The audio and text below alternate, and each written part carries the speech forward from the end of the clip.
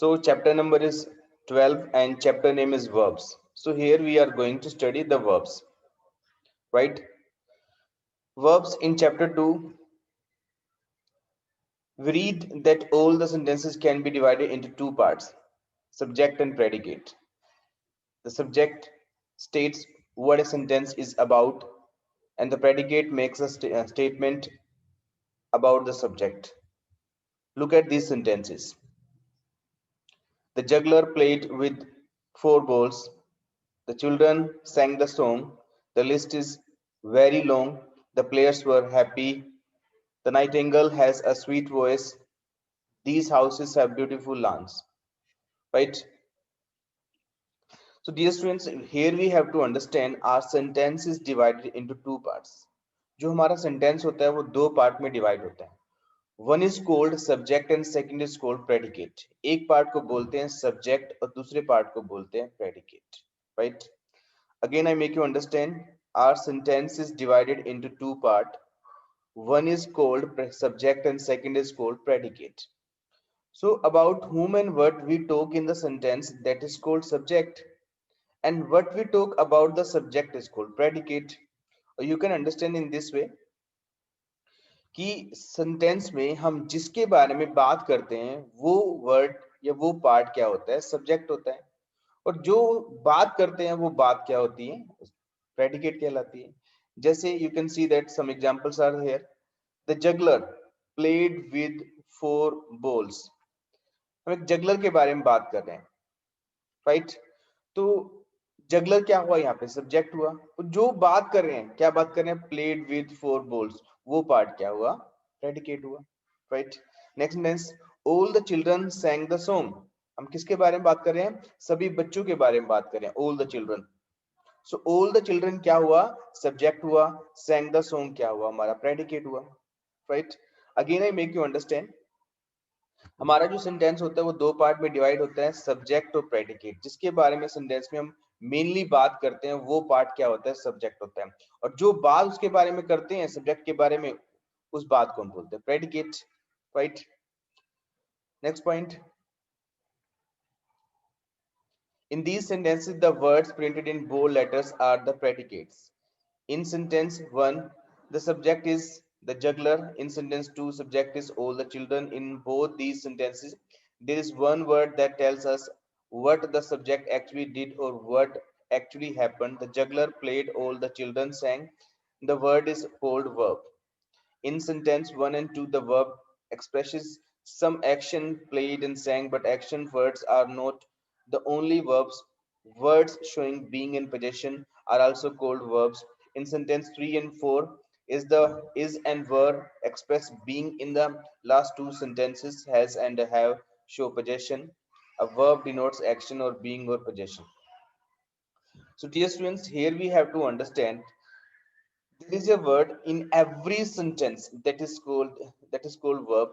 There is a word in every sentence that is called a verb. So now we have to understand what is a verb. So verb is a word which expresses doing, happening, being earned, possession. Again I make you understand, if in a sentence any word is there and that expresses being, possession and doing, that is called verb. हर एक sentence में एक verb तो होती है पक्का, यानी कि बिना वर्ब सब्जेक्ट के कभी भी कोई सेंटेंस नहीं बनता. तो जो वर्ब होती है वो तीन चीजों को एक्सप्रेस करती है. किन किन चीजों को, करने को, होने को और पास में कुछ होने को. करने को, होने को और पास में कुछ होने को. जैसे मैं कहता हूं मैं पढ़ा रहा हूं, means I am doing something. मैं पढ़ा रहा हूं, I am doing something. And if I से मैं एक टीचर हूं, मैं कुछ काम तो नहीं कर रहा, मैं इसमें होना शो कर रहा हूँ. होना क्या शो करता है, बी की फॉर्म शो करती है. पहले वाले सेंटेंस में like I said I am teaching, so I am doing any work of teaching. तो इस सेंटेंस में मैं कुछ काम कर रहा हूँ. फिर मैं बोलता हूँ कि I am a teacher, I am not doing anything in this, just I am telling you what I am, right? तो यहाँ पे जो बी की फॉर्म है I am a teacher, am जो होती है बी की फॉर्म होती है, तो यहाँ पे वो होना शो कर रही है कि मैं क्या हूँ. फिर मैं कहता हूँ I have a notebook, I have a notebook. अब यहाँ पे ना मैं अपना कुछ होना शो कर रहा हूँ, ना मैं कुछ काम कर रहा हूँ, या मैं पोजीशन को शो कर रहा हूँ कि मेरे पास एक नोटबुक है, राइट। तो ऐसे वर्ड्स जो हमें करना शो करें, होना शो करें, या पास में कुछ होना शो करें, वो तीनों ही बातें कहलाती हैं वर्ब, राइट। हर एक सेंटेंस में एक वर्ब तो होती ही होती है, सब्जेक्ट और वर्ब के बिना कभी कोई सेंटेंस नहीं बनता, right. Next part, all sentences must have a verb with a subject. सभी सेंटेंसेस में वर्ब होती है और सब्जेक्ट होता है। Now we have understood what is subject and what is verb and what is predicate. Now next we have to understand what is an object. एक object क्या होता है? Object of a verb. A verb का object क्या होता है वो भी हमें समझना है. Look at these sentences and the questions that follow. Hardik caught the ball. Caught what? The ball. The ball is the object of verb caught. The patient needs medicine. Needs what? Medicine. Medicine is the object of verb needs. The teacher praised the child. Praised whom? The child. The child is object of the verb praised. My father loves me. Loves whom? Me. Me is object of the verb loves.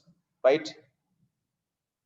So, dear students, we have to understand here what is an object. Object क्या होता है? हमें यहाँ पे ये समझना है.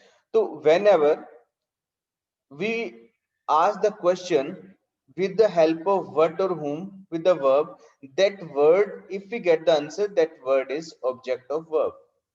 अगर हम किसी वर्ब से what या whom से क्वेश्चन करते हैं, what का मीनिंग होता है क्या और whom का मीनिंग होता है किसको.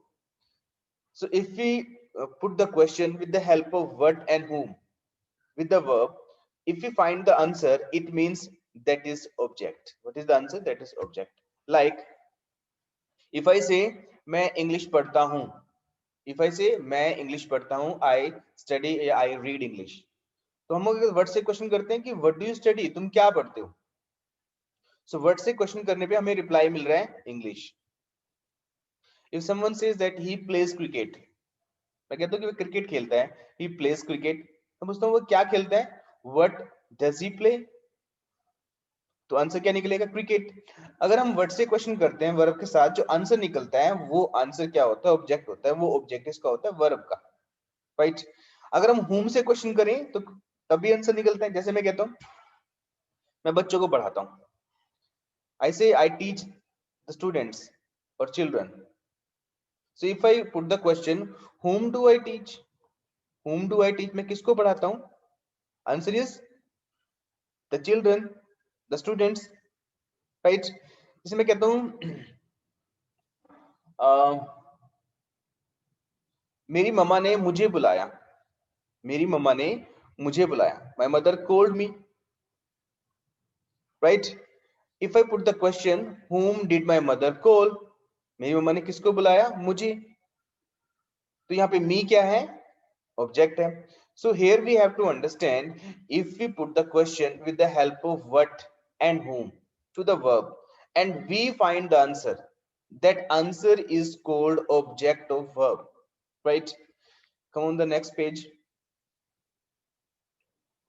If we frame a question using the verb and the word what or whom, the word that answers the question is the object of the verb. Simply this thing I have made you understand. Now let's understand what is direct and what is indirect objects. Some verbs can have two objects. Mother made me green salad. Made what? A green salad, object 1. Made whom? Me, object 2. The answer to the what question is direct object. The answer to whom question is indirect object. Normally, the indirect object refers to a person who receives something. The direct object always goes before the indirect object always goes before the direct object. So, dear students, here we have to understand there are two types of objects, right? First is called direct object, second is called indirect object. Two types of object are there, direct and indirect object. When we put the question with the help of what and if we find the answer, that object is called direct object, right? And when we put the question with the help of whom, and if we find the answer, that object is called indirect object. जब कभी हम sentence से question करें, verb से question करें, word से question करें, और जो हमें आंसर मिलता है, अगर वो आंसर मिल जाए वर्ड से क्वेश्चन करने पे, तो वो ऑब्जेक्ट कहलाता है डायरेक्ट ऑब्जेक्ट। और अगर हमें होम से क्वेश्चन करने से आंसर मिलता है, तो वो जो आंसर होता है, वो जो ऑब्जेक्ट होता है, वो कहलाता है इनडायरेक्ट ऑब्जेक्ट, राइट? जैसे यहाँ पे एक एग्जांपल दिया गया है, mother made me a green salad, mother ने मेरे लिए एक ग्रीन सैलेड बनाया, right?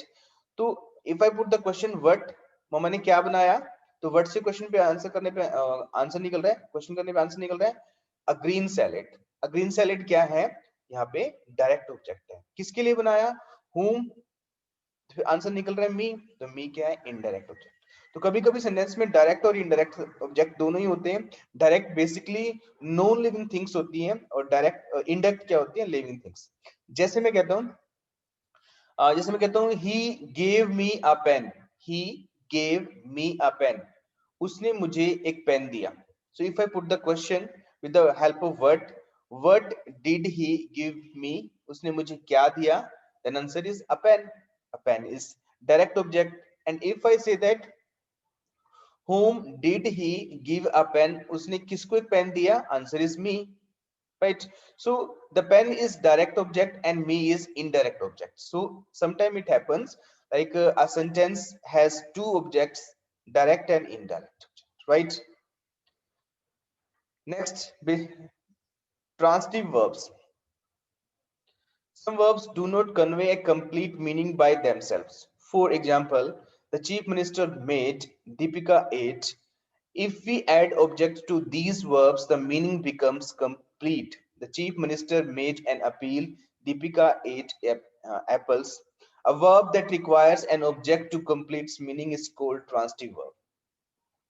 So dear students, next point we have to understand what are the transitive verbs and what are the intransitive verbs.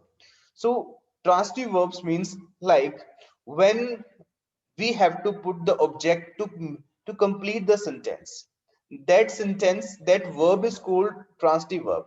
जब कभी हमें कोई सेंटेंस में वर्ब के बाद ऑब्जेक्ट लिखना ही पड़े, ना लिखें तो उसका मीनिंग इनकम्प्लीट लगता है, तो तब वो जो वर्ब होती है, वो वर्ब कहलाती है ट्रांसिटिव वर्ब। यानी कि उसके बाद वर्ब की जरूरत हो, तो वो वर्ब कहलाती है transitive.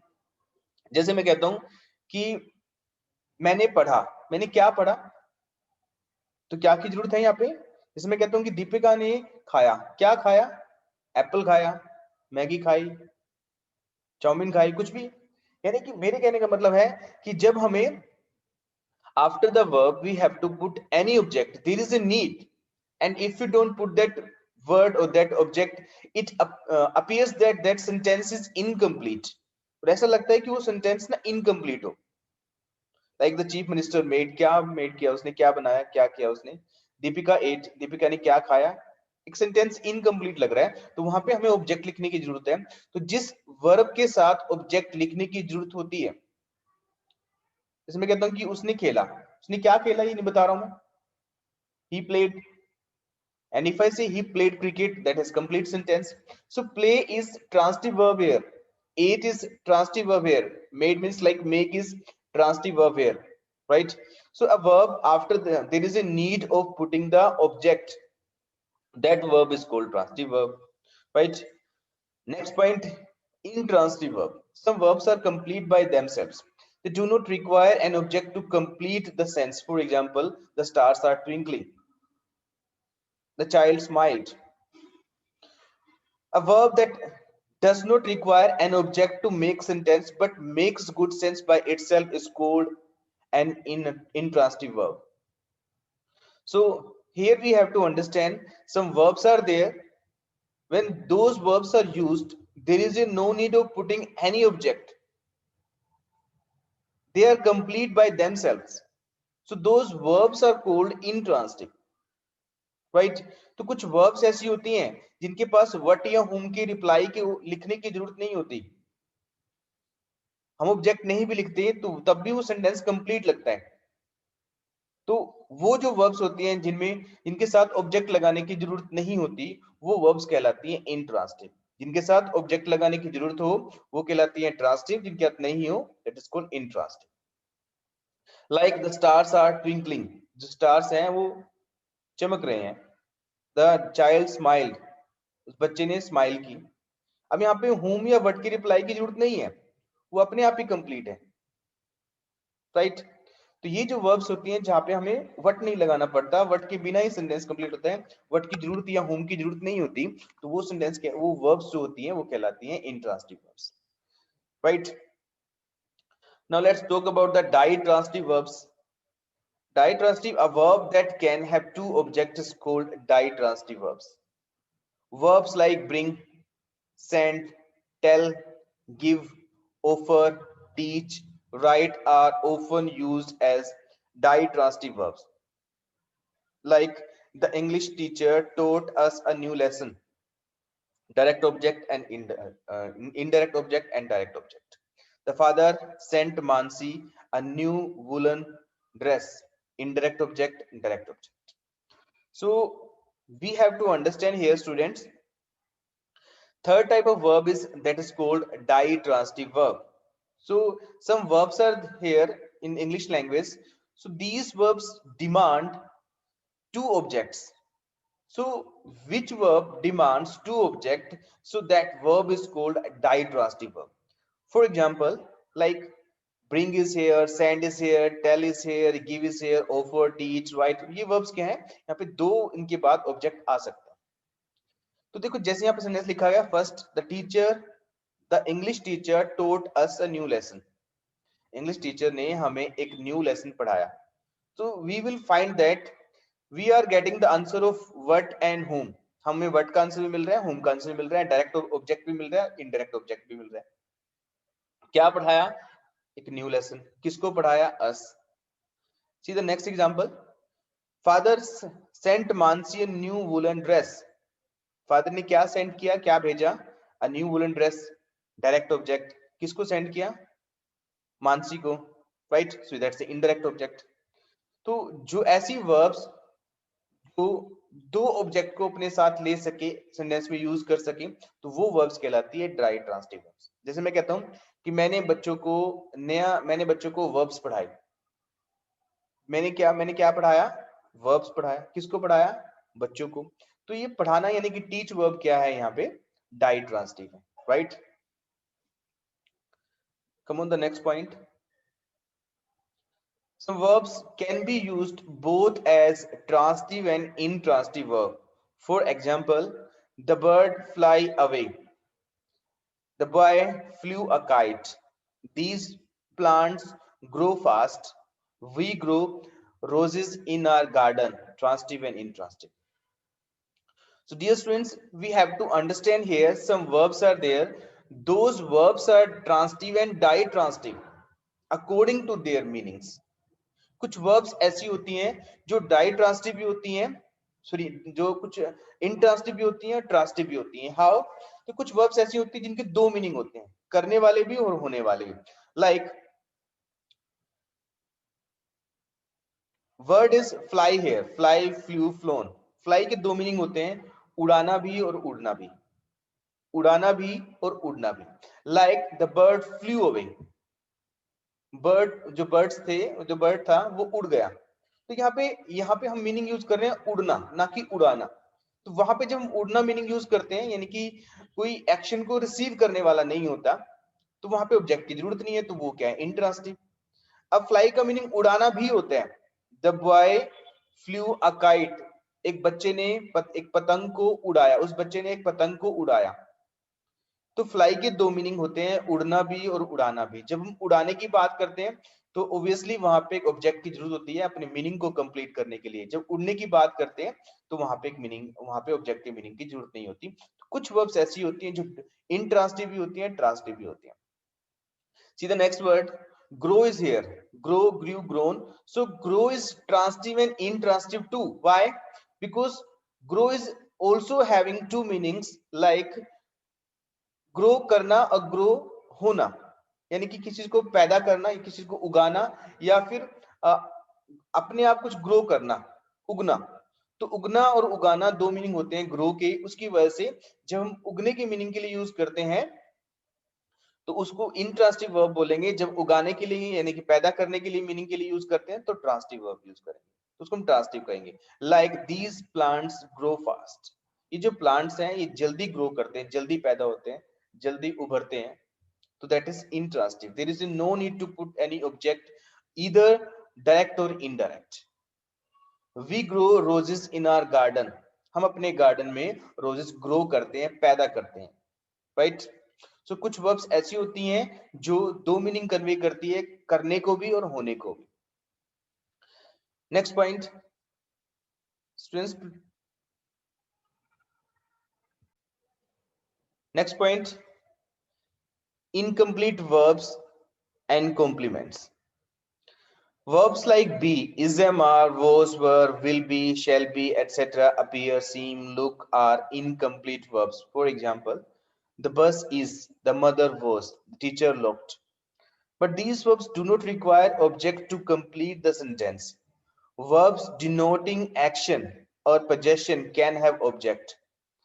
But these action verbs neither action nor possession. These verbs are called verbs of incomplete predication or incomplete verbs. Let us complete them. The bus is late. My mother was satisfied. The teacher looked angry. Right? So this point we have to understand here. This is a quite complicated point. So you need to focus on this. कुछ verbs ऐसी होती हैं उनको बोलते हैं हम incomplete verbs. वो verbs कौन सी होती हैं? देखो मैं फिर बता रहा हूँ. Some verbs are there in English language, basically the form of be.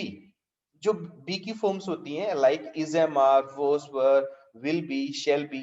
So these verbs are called incomplete verbs. इनको हम incomplete verbs बोलते हैं। और इनके बाद जो word आता है उसको object नहीं बोलते, उसको बोलते हैं complement. Right? देखो इसमें फर्क क्या होता है ध्यान से समझना। जैसे मैं कहता हूँ the bus is late. The bus is late, या मैं कहता हूँ मैं कहता हूँ mother was satisfied, या बोलता हूँ the teacher looked angry. तो ये जो verbs हैं जो हम is, was या looked हमने यूज किए यहाँ पे, ये verbs हैं incomplete verb. इनकम्प्लीट वर्ब्स का मतलब है कि ये पूरी नहीं है, इनके बाद कुछ ना कुछ वर्ड आएगा। जैसे अभी हमने पढ़ा है कि जो ट्रांसिटिव वर्ब्स होती हैं उनको पूरा करने के लिए हमें कोई ना कोई ऑब्जेक्ट लिखना पड़ता है। इनको भी पूरा करने के लिए कोई ना कोई ऑब्जेक्ट लिखना पड़ता है, परंतु वो ऑब्जेक्ट नहीं होता, वो कहलाता है कॉम्प्लीमेंट्स। जैसे कि suppose that I say that I teach मैं पढ़ाता हूं। एंड इफ आई से आई टीच इंग्लिश, मैं इंग्लिश पढ़ाता हूं। तो इंग्लिश क्या है यहाँ पे? ऑब्जेक्ट है। और टीच क्या है यहाँ पे? एक वर्ब है जो ट्रांसिटिव वर्ब है। परंतु अगर मैं कहता हूं आई एम, आई एम में क्या हूं? I am a teacher. आप बोलते हो यू आर, यानी कि आप अपने बारे में बोलते हो आई एम अ स्टूडेंट। तो यहाँ पे जो बी की फॉर्म है इज हमने यूज किया, एम यू हमने यूज किया, तो वो क्या है? इनकम्प्लीट वर्ब है। क्यों है? जैसे मैं कहता हूं कि आई टीच, मैं पढ़ाता हूं, I teach what? I teach English. तो जो इंग्लिश है वो उस एक्शन को रिसीव कर रहा है। इंग्लिश जो वर्ड है उस एक्शन को रिसीव कर रहा है। I teach what? I teach English. तो इंग्लिश वर्ड है उस एक्शन को रिसीव कर रहे हैं। परंतु अगर मैं कहूं कि आई एम ए टीचर, तो टीचर यहाँ पे ऑब्जेक्ट नहीं है, ये कॉम्प्लीमेंट है, क्योंकि ये एक्शन को रिसीव नहीं करता। राइट? तो बेसिकली आप समझ सकते हो जो बी की फॉर्म होती है, यानी कि is, am, are, was, were, will be, shall be, या फिर अपीयर, लुक, सीम, ये जो वर्ब्स होती हैं ये वर्ब्स कहलाती हैं इनकम्प्लीट वर्ब्स। इनके बाद जो वर्ड आता है वो ऑब्जेक्ट नहीं होता, वो कॉम्प्लीमेंट्स होता है। राइट? जैसे मैं कहूं कि द बस इज लेट, तो लेट ऑब्जेक्ट नहीं है, कॉम्प्लीमेंट है। जैसे मैं कहता हूं कि आई एम ए टीचर, तो टीचर ऑब्जेक्ट नहीं है, कॉम्प्लीमेंट है। आप बोलते हो कि यू आर, आप बोलते हो कि आई एम ए स्टूडेंट, तो स्टूडेंट ऑब्जेक्ट नहीं है, कॉम्प्लीमेंट है। तो आपने ये समझना है कि इज, एम, आर, वॉज, पर ये सारी वर्ब्स क्या है? इनकम्प्लीट वर्ब्स की कैटेगरी में आती है। इनके बाद जो वर्ड यूज किया जाता है वह वर्ड क्या होता है? कॉम्प्लीमेंट होता है। कॉम्प्लीमेंट का मतलब होता है पूरक, उस बात को पूरा करने वाला। कॉम्प्लीमेंट होता है, ऑब्जेक्ट नहीं होता। Right? The word late, satisfied, and angry that we have used to complete the sentence are called complements. A complement along with the verb form a complete predicate. Verbs that require not an object but some other words to make complete sense are called verbs of incomplete predication. तो ऐसी verbs जिसके बाद हमें object की जरूरत नहीं होती परंतु कुछ वर्ड लगाने पड़ते हैं उसको पूरा करने के लिए, वो वर्ब्स कहलाती हैं incomplete verbs, right? Now let's talk about the subjective and objective complements. हमें यहाँ पे समझना है कि what is subjective complement and what is objective complement. Look at these two sentences. The principal is busy. The principal made Tapan captain. In these sentences, the word printed in bold letter are complements. In sentence 1, the word busy tells us something about the subject, the principal. So busy is a subjective complement. In the sentence, the word captain tells us about something about the object, Tapan. So captain is an objective complement. Let us take some more examples. Mrs. Srivastav became the mayor, subjective complement. Mrs. Srivastav found her secretary an efficient person, objective complement. His parents were very rich, objective complements. His parents named him Sushant, objective complements. So dear students, हमें यहाँ पे समझना है कि there are two types of complements. One is called subjective complement and second is called objective complements. ये तो हमें समझ में आ गया कि बी की जो फॉर्म्स होती हैं is, am, are, was, were, तो इनके बाद जो वर्ड्स यूज किए जाते हैं वो कॉम्प्लीमेंट कहलाते हैं. तो आगे हमें ये समझना है कि ये भी दो तरह के होते हैं, subjective complement and objective complement. तो जो कॉम्प्लीमेंट वर्ड होता है वो अगर सब्जेक्ट के लिए यूज किया जाए, if complement word is used for the subject, that is subjective complement. If the complement word is used for the object, that complement is called objective complement. अगर कोई complement sentence में है और वो subject के लिए है तो वो कॉम्प्लीमेंट क्या है? Subjective complement. अगर वो कॉम्प्लीमेंट ऑब्जेक्ट के लिए है तो ऑब्जेक्टिव कॉम्प्लीमेंट. यानी कि ये भी ऐसे भी समझ सकते हो कि जो कॉम्प्लीमेंट है और सब्जेक्ट है दोनों एक ही चीज है, एक ही पर्सन है, तो वो सब्जेक्टिव कॉम्प्लीमेंट. ऑब्जेक्ट और कॉम्प्लीमेंट दोनों एक ही पर्सन है, एक ही चीज है, तो ऑब्जेक्टिव कॉम्प्लीमेंट. जैसे first example you can see that Mrs Srivastava became the mayor. अब मिसेस श्रीवास्तव मेयर बन गई, यानी कि मिसेस श्रीवास्तव और मेयर दोनों एक ही पर्सन है, दोनों एक ही पर्सन है, तो वो क्या हुआ? जो मेयर कॉम्प्लीमेंट है वो क्या है? सब्जेक्टिव कॉम्प्लीमेंट है.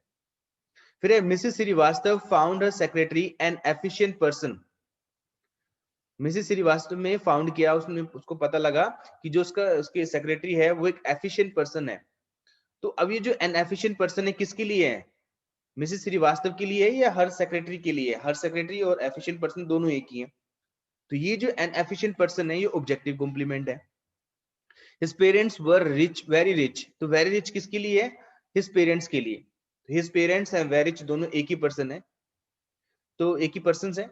तो इसका मतलब वो जो वेरी रिच है कॉम्प्लीमेंट वो सब्जेक्टिव कॉम्प्लीमेंट है, सब्जेक्ट के लिए यूज किया गया.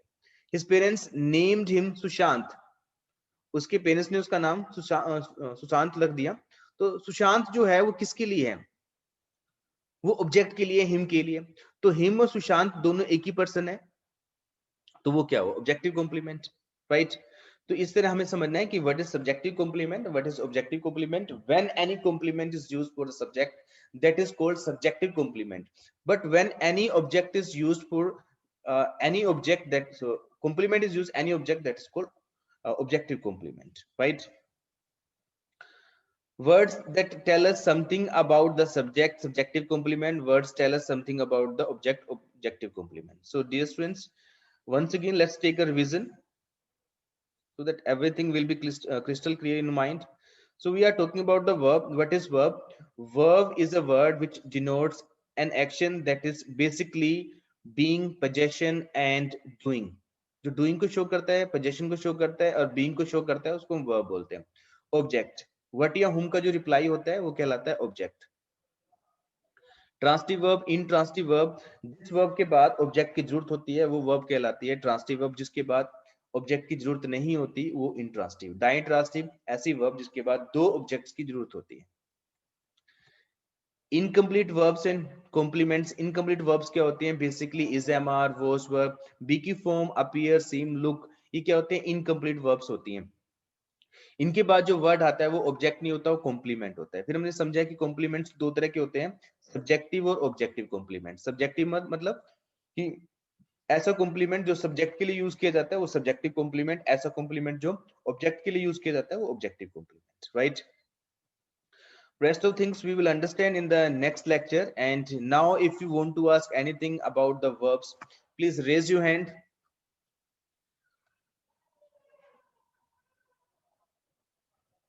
Dear students, let's do that.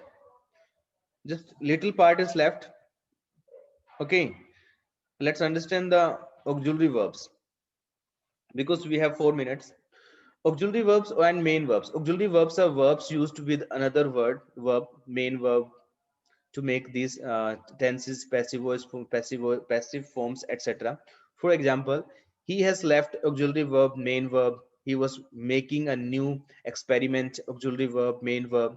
तो हमें ये समझना है कि auxiliary verb क्या होती है, कि ऐसी verb जो मेन वर्ब के साथ आए उसको हम हेल्पिंग वर्ब भी बोलते हैं और ऑक्सिलरी वर्ब भी बोलते हैं। जैसे मैं कहता हूं आई एम टीचिंग यू, तो एम क्या है यहाँ पे? ऑक्सिलरी वर्ब है, और टीचिंग क्या है यहाँ पे? मेन वर्ब है, राइट? तो ऐसी वर्ब जो मेन वर्ब के साथ आए, मेन वर्ब को सेंटेंस बनाने में हेल्प करें, उनको हेल्पिंग वर्ब बोलते हैं या ऑक्सिलरी वर्ब बोलते हैं। Next, modal auxiliaries. Modal auxiliaries are auxiliaries verb that can not be used as a main verb. तो मॉडल ऑक्सिलरी वर्ब्स वो होती हैं जो मेन वर्ब की तरह यूज नहीं होते। जो हमारे ऑक्सिलरी वर्ब्स होते हैं वो मेन वर्ब की तरह भी यूज हो जाते हैं। जैसे मैं कहता हूं I have taught them a new lesson. I have क्या है यहाँ पे? ऑक्सिलरी वर्ब है, तो ये मेन वर्ब भी होती है। कैसे? जैसे मैं कहता हूँ आई हैव अ पेन, यहाँ पे कोई दूसरी वर्ब नहीं है तो यहाँ पे मेन वर्ब है। तो मॉडल ऑक्सिलरी वर्ब ऐसी वर्ब्स होती हैं जो बेसिकली हेल्पिंग वर्ब यानी कि ऑक्सिलरी वर्ब की तरह ही यूज होती हैं, मेन वर्ब की तरह यूज नहीं हो सकती, तो उनको बोलते हैं मॉडल ऑक्सिलरी वर्ब। जैसे will, shall, can, may, must, ought to, तो ये सारे एग्जांपल्स दिए गए हैं। Next, finite and non finite verbs. To verb to write, to pray, and ing, writing, playing are called the non-finite verbs. Other verbs are called finite verbs. तो finite and non finite verbs क्या होते हैं? Verb की जो base form होती है वो होती है फाइनाइट वर्ब। उसके अलावा जो वो वर्ब्स होती हैं जिसमें हम ing ऐड करते हैं तो वो वर्ब्स होती हैं non finite verb, right? Verb की पहली फॉर्म मेन यानी कि मेन वर्ब जो होती है वो कहलाती है फाइनाइट वर्ब, बाकी जो वर्ब्स होते हैं वो कहलाते हैं non finite verbs. According to this, you need to solve these exercise number 1, 2, 3, and 4, 5, 6, and 7, right? And soon I will send the answer, then you can match the answer and you can fill your book, please. Okay, now if you want to ask any question, please come forward. Gracie, do you want to ask something?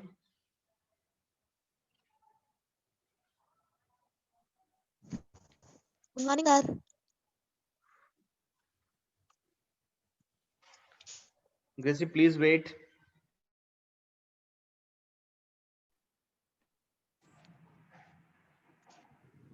Now please speak. Good morning, sir. Good morning.